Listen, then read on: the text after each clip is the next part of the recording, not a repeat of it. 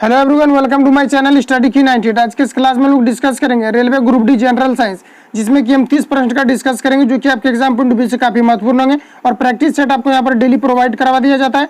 इसलिए चैनल पर पहली बार आए तो चैनल को सब्सक्राइब करके बेल आइकन को प्रेस कर चुके, जब भी मैं वीडियो अपलोड करूँ तो आप नोटिफिकेशन और आप आसानी डेली प्रैक्टिस सेट को अटेम्प्ट कर पाए। और पीडीएफ वीडियो के डिस्क्रिप्शन में आपको टेलीग्राम का लिंक मिल जाएगा, तो वहाँ से जाकर के आप टेलीग्राम से जुड़ जाएंगे तो वहाँ पर आपको डेली पीडीएफ प्रोवाइड करवा दिया जाता है, तो वहाँ से जाकर के आप डेली रिविजन कर सकते हैं। तो चलिए आज के इस क्लास को शुरू करते हैं। पहला प्रश्न ये आप सभी के सामने यहाँ पर आपके एक नंबर में पूछा जा रहा है कि समुद्र में ध्वनि की गति डैश होती है। तो बताइए समुद्र में ध्वनि की जो चाल होती है ये कितना होता है, ये आपको यहाँ पर पूछा जा रहा है। तो समुद्र की अगर हम बात करें तो ऑप्शन नंबर सी करेक्ट हो जाएगा यहाँ पर आपको कि 1531 मीटर पर सेकेंड जो होता है ये आपका समुद्र की जो जल होती है उसमें आपका जो ध्वनि की चाल होती है। तो ऑप्शन यहाँ पर आपका सी करेक्ट हो जाएगा। इसके अलावा जो पूछा जाता है बार बार ये पूछा जाता है कि वायु में ध्वनि की चाल कितना होता है। तो वायु की अगर हम बात करें तो ये आपका 332 मीटर पर सेकेंड जो होता है ये वायु में ध्वनि की चाल होती है। इसके अलावा अगर इस्पात की बात करें कि इस्पात में जो होता है आपका ध्वनि की चाल ये कितना होता है, तो इस्पात की अगर हम बात करें तो सबसे ज्यादा जो ध्वनि की चाल होती है ये सबसे ज्यादा आपका इस्पात में होता है 5960 मीटर पर सेकेंड ये आपका इस्पात में होता है। तो इतने फैक्ट को यहाँ पर याद रखना है, ऑप्शन यहाँ पर आपका सी करेक्ट जाएगा। इसके अलावा अगर हम बात करें ध्वनि की चाल की अगर हम बात करें प्रकाश की चाल की अगर हम बात करें तो प्रकाश की चाल जो आपका वायु में पूछा जाता है तो ये भी आपको यहाँ पर याद रखना है, ये 3 × 10⁸ मीटर पर सेकेंड जो होता है ये आपका वायु में ध्वनि की चाल होती है। ठीक है, तो इतने फैक्ट याद रखना, ऑप्शन यहाँ पर आपका सी करेक्ट जाएगा। नेक्स्ट आगे बढ़ते हैं। नेक्स्ट यहाँ पर आपको 2 नंबर में पूछा जा रहा है हवा में ध्वनि चाल डैश होती है। तो बताइए हवा में ध्वनि डैश होती है। तो हवा में जो आपका ध्वनि होता है ये आपका अनुदैर्घ्य होता है या फिर आपका अनुप्रस्थ होता है, ये दोनों होता है या इनमें से कोई नहीं, ये आपको यहाँ पर पूछा जा रहा है। तो यहाँ पर अगर हम बात करें तो हवा में जो आपकी ध्वनि जो होती है ये आपका अनुदैर्घ्य होती है, ऑप्शन यहाँ पर आपका ए करेक्ट हो जाएगा। नेक्स्ट आगे बढ़ते हैं। नेक्स्ट यहाँ पर आपको 3 नंबर में पूछा जा रहा है एक विद्युत गैजेट द्वारा 10 मिनट में 0.6 एम्पियर की धारा खींची जाती है, परिपथ के माध्यम से प्रवाहित होने वाले विद्युत आवेश की मात्रा ज्ञात कीजिए। तो सबसे पहली बात यहाँ पर जो आपको दिया हुआ है ये सबसे पहले आपको यहाँ पर लिखना होता है। तो 10 मिनट यहाँ पर आपको टाइम दिया हुआ है 10 मिनट, तो यहाँ पर आपको 10 मिनट लिख दिए। उसके बाद यहाँ पर पूछा जा रहा है कि 0.6 एम्पियर की धारा खींची जाती है, यानी कि धारा जो यहाँ पर खींचा जा रहा है आपका आई बराबर कितना, तो ये आपका 0.6 एम्पियर की यहाँ पर आपको धारा खींचा जा रहा है। ठीक है, ये हो गया। उसके बाद यहाँ पर पूछा जा रहा है कि परिपथ के माध्यम से प्रवाहित होने वाले विद्युत आवेश की जो मात्रा है ये आपको यहाँ पर पूछा जा रहा है। विद्युत आवेश की मात्रा पूछा जा रहा है, यानी आपको क्यू बराबर यहाँ पर आपको पूछा जा रहा है। तो क्यू बराबर एक फॉर्मूला होता है आपका आई टी, क्या होता है, तो आई टी होता है। और आई का यहाँ पर आपको मान कितना दिया हुआ है 0.6 एम्पियर, तो 0.6 हो जाएगा। उसके बाद यहाँ पर टी की अगर हम बात करें तो यहाँ पर आपको 10 दिया हुआ, तो 10 जो यहाँ पर आपको दिया ये आपको मिनट में दिया हुआ, लेकिन इसको आपको लेकर के जाना है सेकंड में। तो सेकंड में जाने के लिए क्या करेंगे, 60 से गुना करेंगे, यहाँ से 0 को कैंसिल आउट करेंगे तो यहाँ पर आपका 10 होगा, ये 10 से ये 10 आपका कैंसिल हो जाएगा, 6 × 60 करेंगे तो ये आपका 360 हो जाएगा। ठीक है, तो ऑप्शन यहाँ पर आपको 360 जो दिया है ऑप्शन सी में दिया हुआ है, करेक्ट आंसर ऑप्शन नंबर यहाँ पर सी करेक्ट हो जाएगा। नेक्स्ट आगे बढ़ते हैं।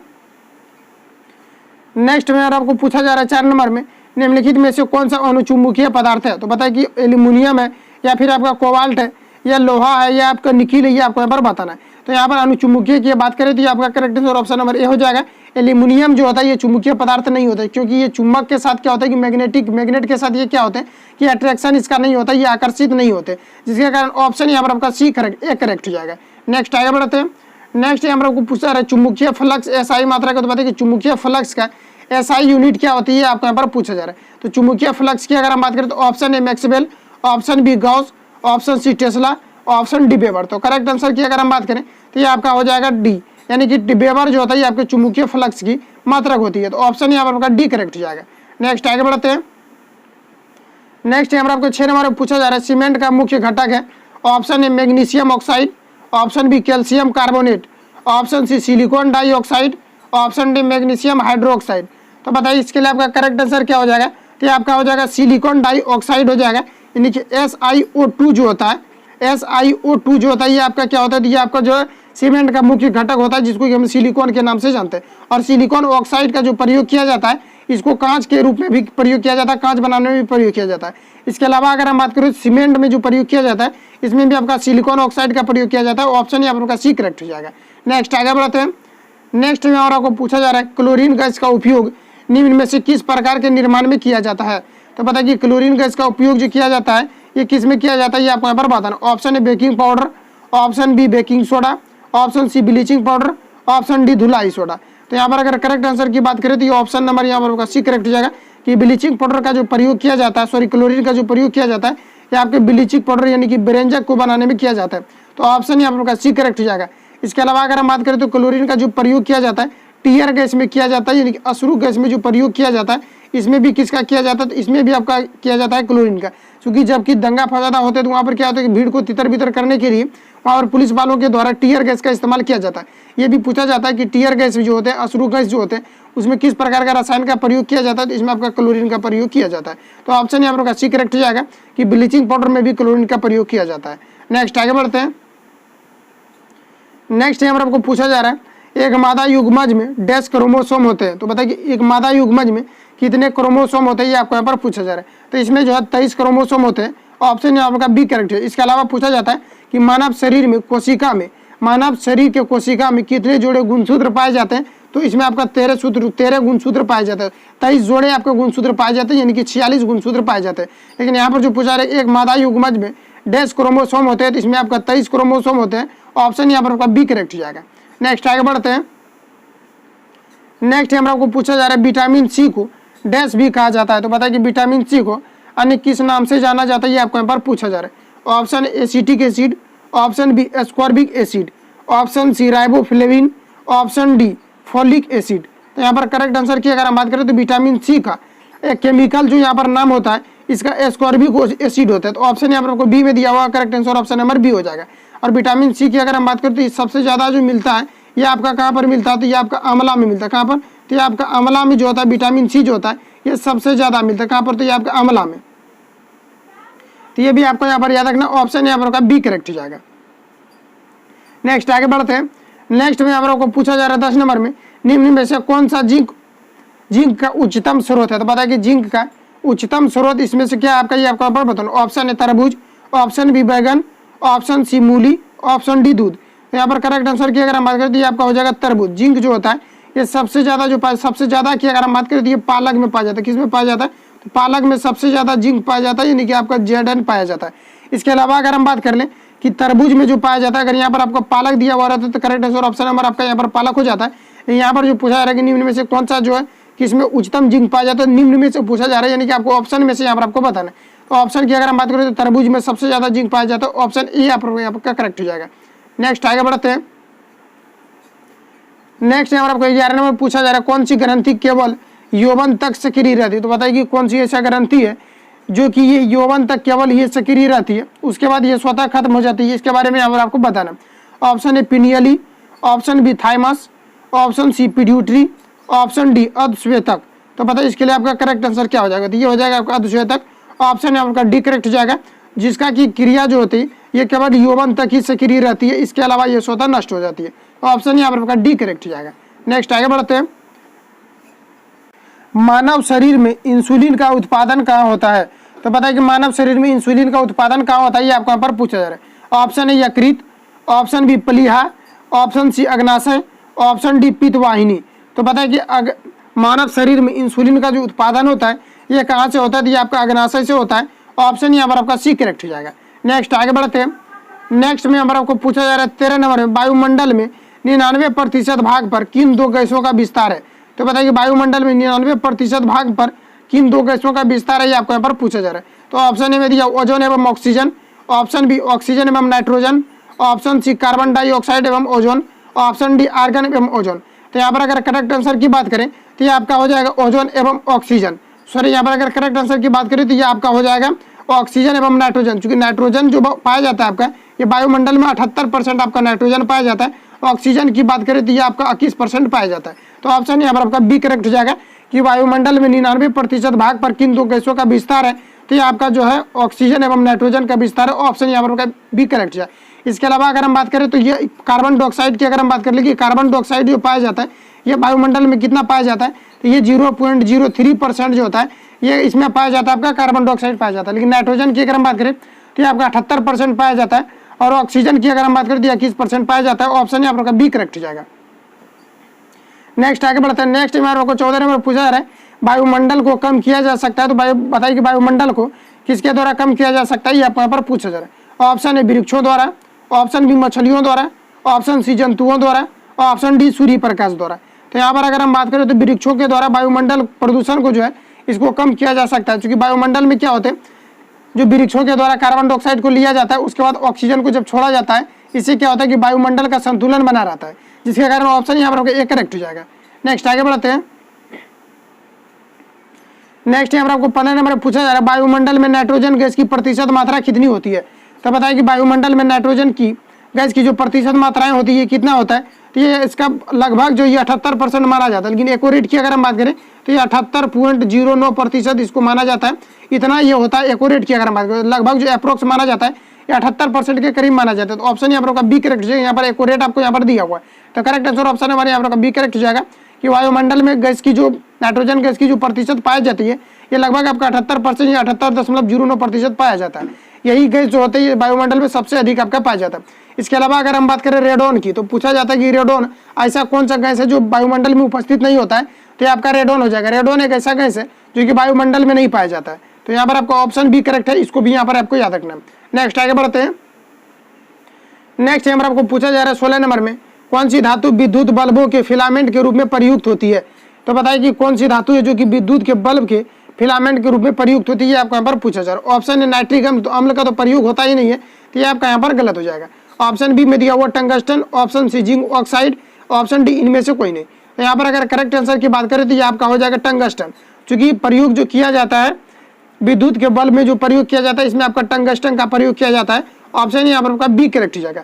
इसके अलावा पूछा जाता है कि टंगस्टन का जो गलनांक होता है ये कितना होता है। तो ये लगभग आपको 3500 डिग्री माना जाता है। कितना माना जाता है? ये 3500 डिग्री सेंटीग्रेड माना जाता है, लेकिन एक्यूरेट की अगर हम बात करें तो ये 3422 डिग्री सेंटीग्रेड इसका जो है गलनांक बिंदु होता है। तो ऑप्शन यहाँ पर आपका बी करेक्ट हो जाएगा। नेक्स्ट आगे बढ़ते हैं। नेक्स्ट यहाँ पर आपको 17 नंबर पूछा जा रहा है गन पाउडर किस मिश्रण से बनता है। तो बताइए कि गन पाउडर जो होते हैं ये किस मिश्रण से बनता है, ये आपको यहाँ पर पूछा जा रहा है।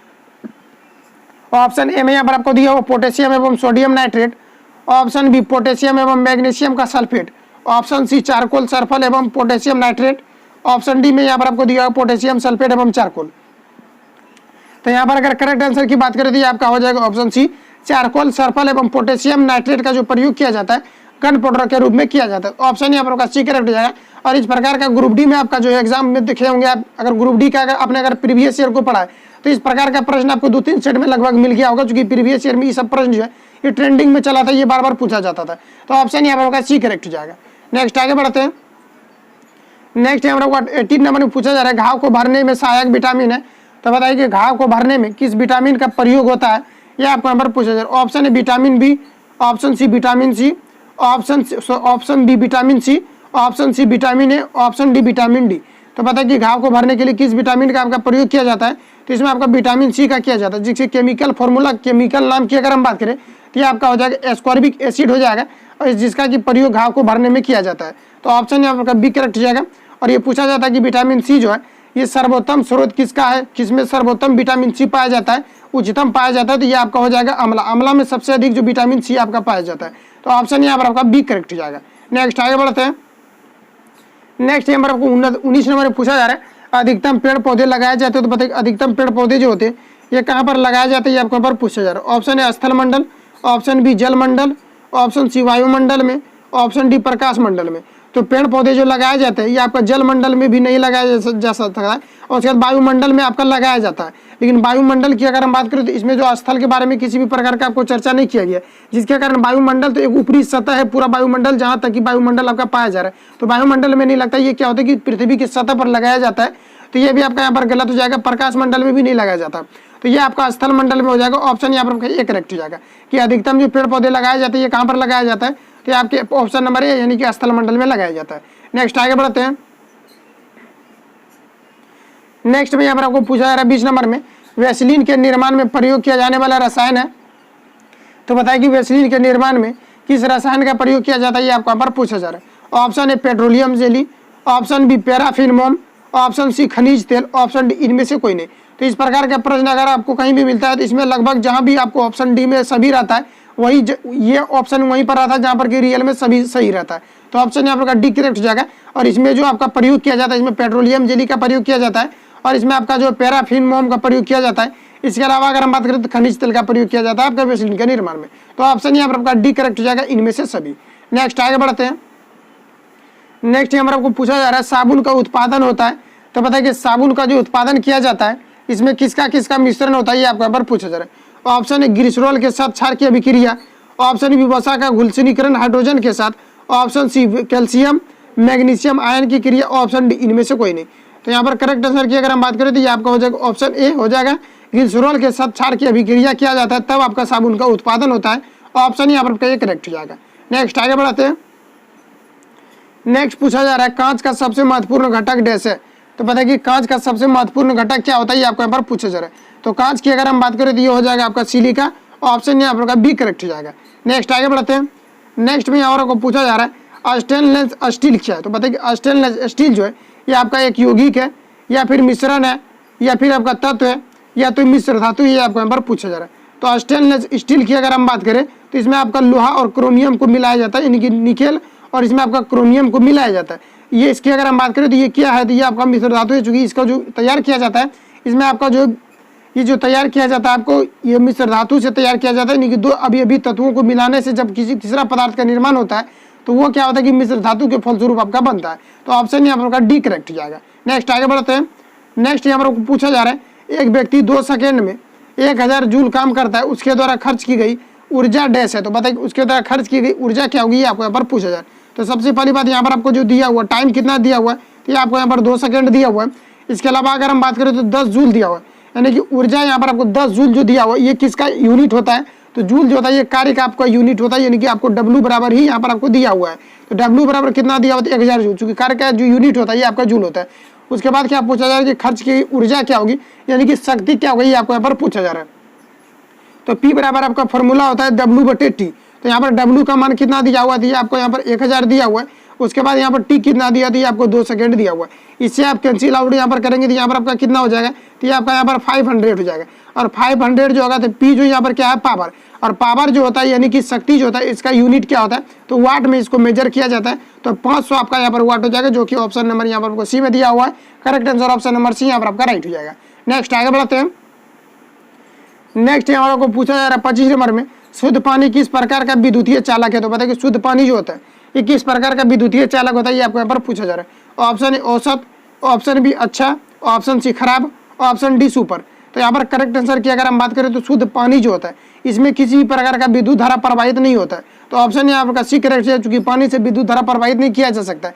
और हम लोग जो पानी जो यूज करते हैं यानी हम लोग जो पानी पीते हैं ये क्या होता है कि ये शुद्ध पानी नहीं होता है, जिसके कारण इसमें क्या होता है कि इलेक्ट्रिक्यूशन हो जाता है, यानी कि विद्युत परिपथ क्या होता है कि जब वो हो जाता है क्या लघु पतन होता है तो उसमें क्या होता है कि झटका लगता है। कैसे लगता है, क्योंकि हम लोग जो पानी का यूज करते हैं इसमें क्या होता है कि बहुत सारे खनिज लवण मिले होते हैं, जिसके कारण ये अशुद्ध होता है। और अशुद्ध जल में क्या होता है कि विद्युत धारा का आपका प्रवाह हो जाता है, लेकिन शुद्ध जल की अगर हम बात करें तो शुद्ध जल में विद्युत धारा का प्रवाह नहीं होता है। तो ऑप्शन है आपका सी करेक्ट हो जाएगा कि शुद्ध पानी में विद्युत धारा का प्रवाह आपका नहीं होता है और ये खराब चालक है। ऑप्शन सी करेक्ट हो जाएगा। और हम लोग जो यूज करते हैं पानी उसमें विद्युत धारा प्रवाहित हो सकता है, क्योंकि उसमें क्या होता है कि बहुत सारे खनिज लवण मिले होते हैं। चूंकि वो जो होता है H2O जो हम लोग लिखते हैं ये क्या है, तो ये आपका शुद्ध जल का रासायनिक फॉर्मूला है। लेकिन ये शुद्ध जल हम लोग जो पीते हैं डायरेक्ट हम लोग H2O नहीं पीते हैं, क्योंकि हम लोग जो पीते हैं उसमें बहुत सारे खनिज लवण भी मिले होते हैं। तो ऑप्शन यहाँ पर सी करेक्ट है। इतना ही प्रश्न लेकर के आए थे। मिलेंगे नेक्स्ट वीडियो में ऐसे ही ग्रुप डी के सेट। अगर आप बेस्ट कंटेंट को पढ़ना चाहते हैं तो हमारे चैनल से जुड़ जाएं, क्योंकि यहाँ पर आपको best of the best content मिलेगा ताकि आपको मेरिट तक पहुँचाया जा सके। मिलता है नेक्स्ट वीडियो के साथ। Thank you for watching, best of luck.